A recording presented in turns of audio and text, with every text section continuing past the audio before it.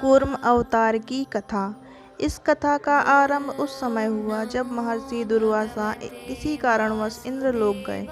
पद्म पुराण में वर्णन है कि इंद्र ने दुर्वासा द्वारा प्रदत्त पारिजातक माला का अपमान किया तो कुपित होकर दुर्वासा ने शाप दिया, तुम्हारा वैभव नष्ट होगा, तथा देवराज से रुष्ट होकर उन्होंने देवराज इंद्र समेत सभी देवताओं को शक्तिहीन होने का श्राप दे दिया। दुर्वासा ऋषि के शाप से तीनों लोग श्री लक्ष्मी रहित हो गए। जब देवता शक्तिहीन हो गए तो राक्षसों ने देवताओं पर आक्रमण कर दिया, जिसमें शक्तिहीन देवता हार गए और देवताओं के कई सैनिक मारे गए। राक्षसों के डर से देवता इंद्रलोक छोड़कर यहाँ वहाँ भागने लगे।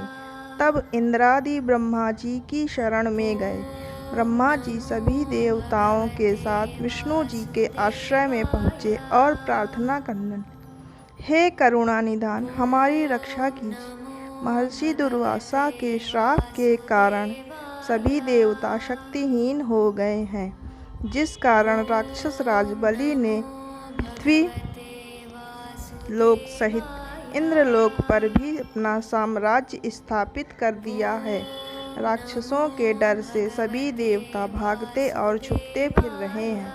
हमारी सेना की भी बहुत क्षति हो चुकी है, इसलिए हे करुणा निधान, हम सभी आपकी शरण में आए हैं, हमारी रक्षा कीजिए, हमारी रक्षा की। तब विष्णु भगवान ने कहा, हे देवेंद्र, आप सभी की शक्तियाँ वापस तो आ सकती हैं, लेकिन शक्ति प्राप्त करने का साधन बहुत ही दुर्गम और कठिन है। आप सभी देवताओं की शक्तियाँ वापस तभी आ सकती हैं जब सभी देवतागण अमृत का पान करें। तब देवतागण बोले, हे श्री हरि, हमें अमृत कहाँ से प्राप्त होगा? विष्णु भगवान ने कहा, तुम सभी देवताओं और असुरों को साथ मिलकर समुद्र मंथन करना होगा। समुद्र मंथन में सभी प्रकार की जड़ी बूटियों को डाल देना होगा और समुद्र मथने के लिए मंदराचल पर्वत तथा वासुकी नाग की सहायता लेनी होगी। समुद्र मंथन से कई प्रकार की अलौकिक दिव्य वस्तुएं प्राप्त होंगी, लेकिन याद रहे, असुरों के हाथ में उन वस्तुओं का पहुंचना देवताओं के लिए हितकारी नहीं होगा, किंतु अगर वे वस्तुओं को प्राप्त करने के लिए शक्ति का प्रदर्शन करने लगे तो तुम देवता उन्हें वस्तुएं ले लेने देना, और जब समुद्र मंथन में से अमृत प्राप्त होगा तो अमृत का पान मैं केवल तुम्हें अर्थात देवताओं को कराऊंगा। अगर राक्षस अमृत का पान कर लेंगे तो संपूर्ण सृष्टि में हाहाकार मचा देंगे। विष्णु भगवान बोले, हे देवेंद्र, तुम राजा बलि के पास जाओ और उन्हें समुद्र मंथन में भाग लेने के लिए प्रस्ताव दो। सभी देवताओं ने भगवान श्री हरि को प्रणाम किया और वहां से चले गए। देवतागण राक्षस राज बलि के पास पहुँचे और समुद्र मंथन के बारे में उन्हें बताया। देवराज बोले, हे राक्षस राज बलि, मैं तुम्हारे पास एक प्रस्ताव लेकर आया हूँ और यह प्रस्ताव अमृत पान करने का है। हम देवतागण युद्ध करते करते थक गए हैं, इसलिए समुद्र का मंथन करके अमृत प्राप्त करेंगे। हम दोनों राक्षस और देवता उस अमृत का पान करके अमर हो जाएंगे। इस प्रकार से आप और हमारे बीच का युद्ध भी समाप्त हो जाएगा, क्योंकि हम दोनों पर किसी भी प्रकार के शस्त्रों का कोई भी प्रभाव नहीं रहेगा। देवराज इंद्र का यह प्रस्ताव सुनकर महाराज बलि इस प्रस्ताव के लिए सहमत हो गए और समुद्र मंथन शुरू कर दिया गया। मंदार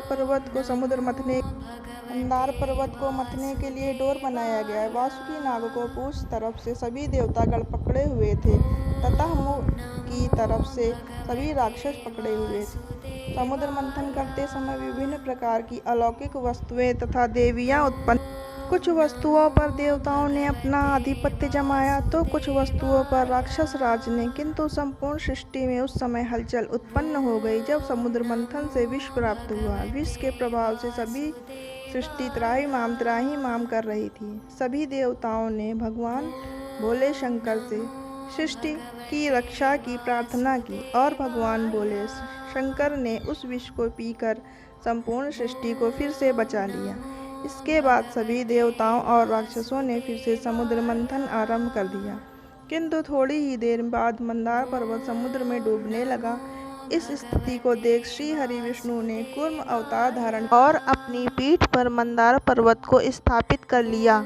अतः मंदार पर्वत समुद्र में डूबने से बच गया और समुद्र मंथन फिर से शुरू हो गया। समुद्र मंथन से कई और दिव्य अलौकिक वस्तुएं, कल्प वृक्ष, कामधेनु आदि प्राप्त हुई और अंततः समुद्र मंथन से अमृत प्राप्त हुआ, जिसको ग्रहण करने के लिए राक्षस और देवताओं में फिर से युद्ध छिड़ गया। इस स्थिति को देख भगवान श्री हरि विष्णु ने एक मोहिनी रूप बनाया और चतुराई से सभी देवों को अमृत पान तथा राक्षसों को जल पान करा दिया। किंतु राक्षसों में से एक राक्षस राहु ने मोहिनी अवतार भगवान विष्णु की चालाकी को पहचान लिया और देवता का रूप बनाकर देवताओं की पंक्ति में बैठकर अमृत पान किया। जैसे ही भगवान विष्णु को यह ज्ञात हुआ कि यह राक्षस है, तो उन्होंने तुरंत अपने सुदर्शन चक्र से उस राक्षस का गला काट दिया। किंतु वह राक्षस तो अमृत पान कर चुका था, इसलिए उसका सर और धड़ अलग होकर भी जीवित रहा और उसको के नाम से जाना जाने लगा। तो दोस्तों, यह कथा थी भगवान विष्णु के कूर्म अवतार की। भगवान विष्णु ने कूर्म अवतार समुद्र मंथन के समय धारण किया था और देवताओं का अमृत पान करा शक्तियों सहित अमर बना दिया।